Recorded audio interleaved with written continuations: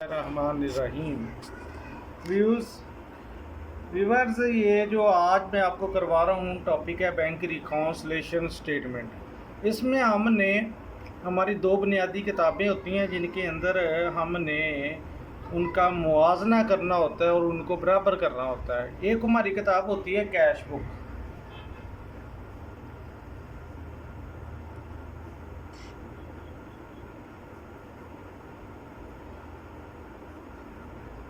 और दूसरी बुक होती है पासबुक।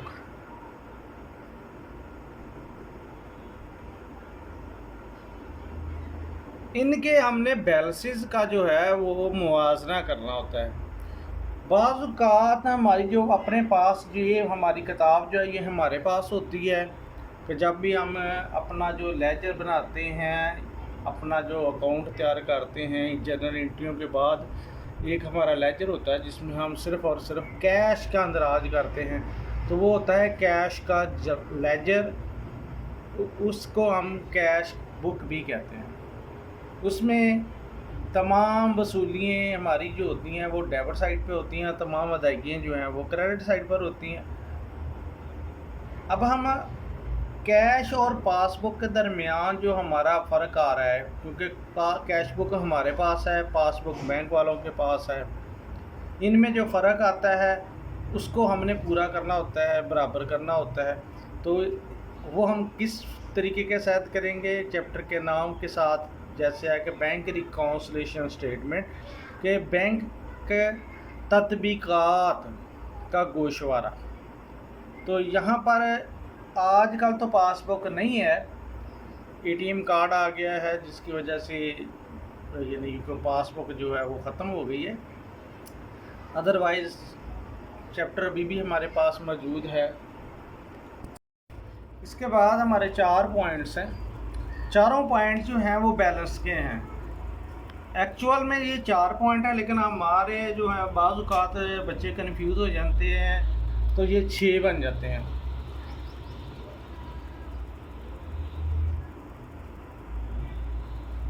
बैलेंस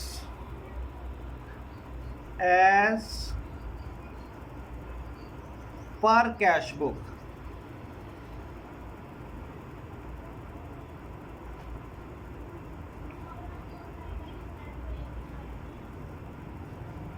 एक तो में ये बैलेंस दिया होगा, यहाँ हमारा balance as per cash book है।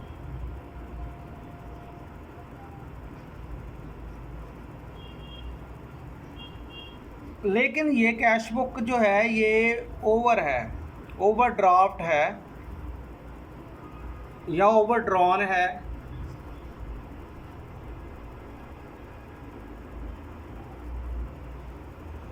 उस सूरत में ये बैलेंस अगर अकेला बैलेंस दे के जाएगा कैश बुक का, तो ये हमारा होता है डेबिट बैलेंस, यानी हमारी फेवर में है ये डेबिट।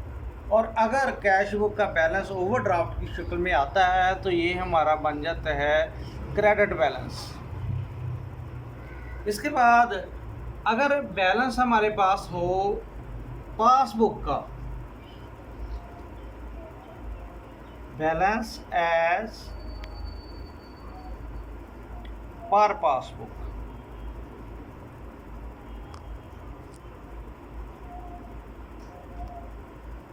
पासबुक का बैलेंस अगर हमारे पास हो तो ये हमारा होता है क्रेडिट बैलेंस।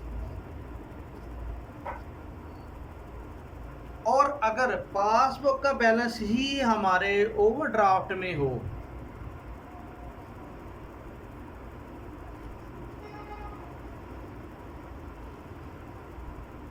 पासबुक ओवरड्राफ्ट, तो फिर ये उलट होके ये बन जाएगा हमारा डेबिट बैलेंस।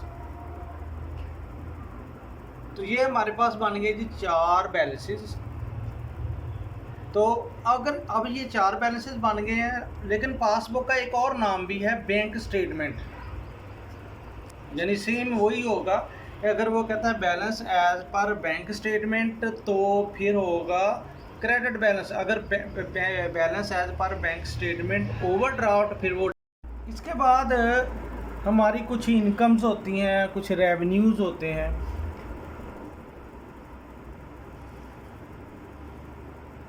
इनको हम हमेशा जो है ये डेबिट करेंगे। अब इनको मैं सेपरेट भी आपको बयान करूँगा कि ये हमने कैसे जो हमारी इनकम है वो कैसे और कौन कौन सी इनकम जो है वो हमारी डेबिट होती है। इसी तरह हमारे पास कुछ चार्जेस होते हैं, ठीक है जी।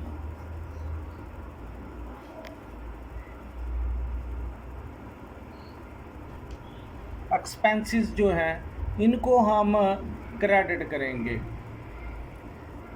अभी तो हमें सिर्फ और ये 4 पॉइंट जो हैं ये याद करने पड़ेंगे। इनको हमने अच्छी तरह याद करना है, क्योंकि ये मस्ट है कि एक क्वेश्चन जो होता है उसके अंदर आपके पास एक अनप्रेजेंटेड चेक होता है, एक अनक्रेडिटेड चेक होता है, एक आधी इनकम्स होती हैं या 2 इनकम्स होती हैं, एक एक्सपेंस होता है। तो यानी क्वेश्चन जो है आपको यहीं से जो है वो पिक हो जाता है। इसके अलावा भी कुछ आइटमें हैं, वो 2-3 आइटमें हैं, वो मैं बाद में आपको करवाऊँगा।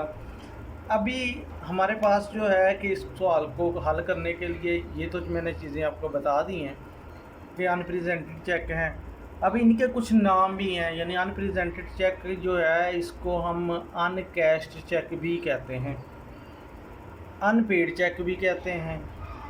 जैसे अब अनक्रेडिटेड चेक है इसको हम अनक्लियर चेक भी कहते हैं और अनकलेक्टेड चेक भी कहते हैं।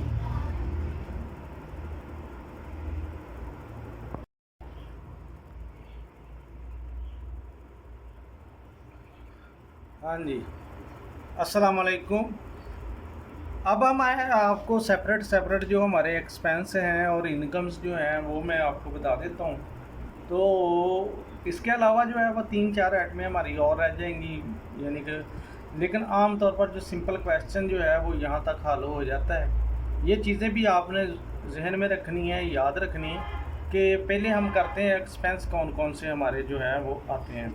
सबसे बड़ी चीज़ जो है वो है बैंक के जो एक्सपेंस हैं वो लाजमी हर क्वेश्चन के अंदर तकरीबन आते हैं। बैंक चार्जेस, ये लफ्ज़ जो हैं ये हमारे तकरीबन हर क्वेश्चन में आते हैं कि बैंक के अखराजात जो हैं, चार्जेस जो हैं वो हैं क्या हैं। उसके बाद दूसरा जो है वो आता है हमारे पास इंटरेस्ट।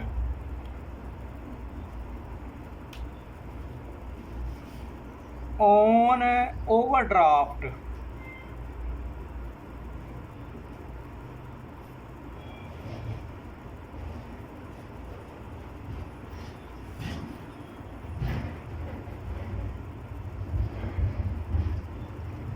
इंटरेस्ट ऑन ओवरड्राफ्ट, ये 2 खर्चे तो हमारे बहुत मेन है, ठीक है जी। इसी तरह बाज़ औक़ात वो लिख जाता है कि भाई हमने रेंट पेड किया है, तो ये भी हमें ज़ाहिर है आ रहा है कि भाई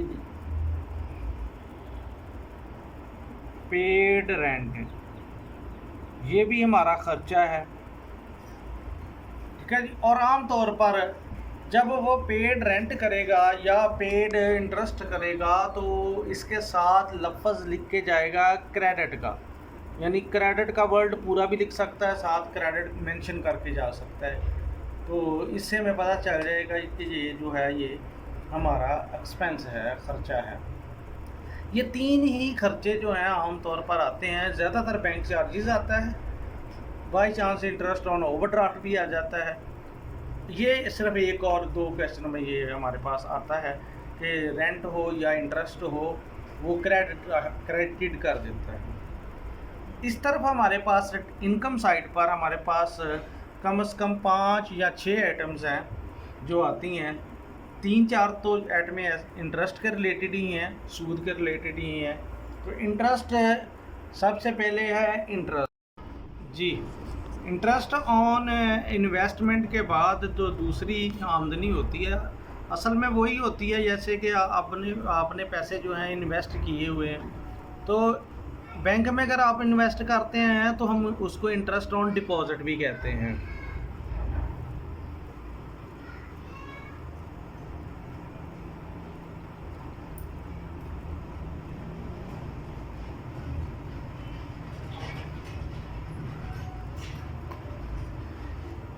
इंटरेस्ट ऑन डिपॉजिट। इसी तरह आगे इंटरेस्ट कलेक्टेड भी आ सकता है कि आपने इंटरेस्ट कलेक्ट किया है।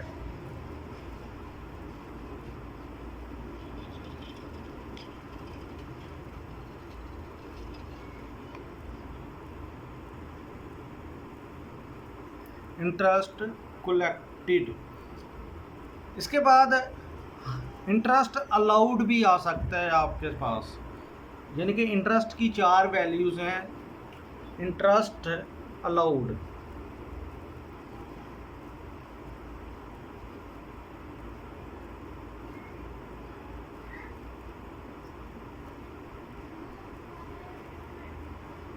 इंटरेस्ट अलाउड, इसके साथ मेंशन होना लाजमी है कि इंटरेस्ट अलाउ कौन दे कर रहा है, दे कौन रहा है। तो वो साथ मेंशन करके जाता है कि interest allowed by the bank, कि जो बैंक वाले हैं वो इंटरेस्ट अलाउ कर रहे हैं, छोड़ रहे हैं, अदा कर रहे हैं।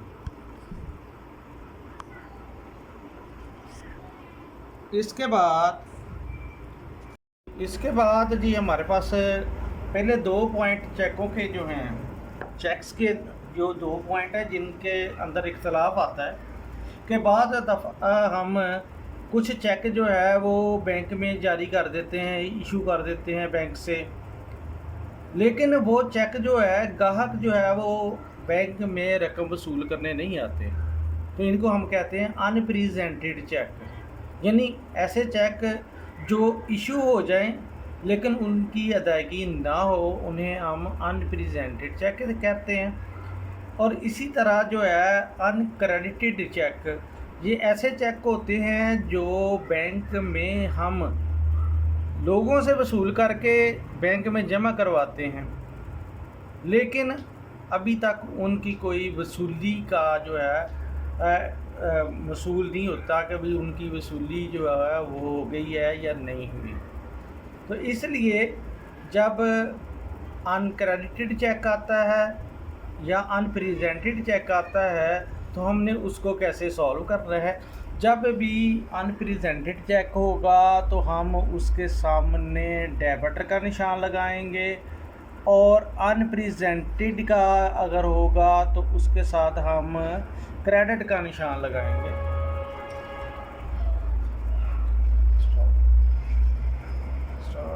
मैं शुरू से एक बार फिर मैं रिपीट कर देता हूँ। सबसे पहले चैप्टर का नाम है बैंक रिकॉन्सिलेशन स्टेटमेंट।